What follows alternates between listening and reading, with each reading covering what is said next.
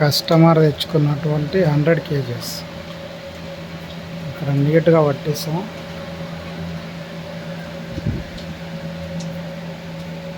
ఇదొక బ్యాగు, ఇదొక బ్యాగ్.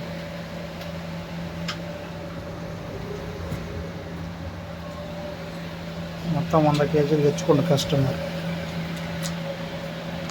నాకు ఇక్కడ ప్లస్ పాయింట్ ఏంటంటే బహిరంగంగా ఉంటుంది, కస్టమర్ ముందరనే అంతా రన్ అవుతుంది.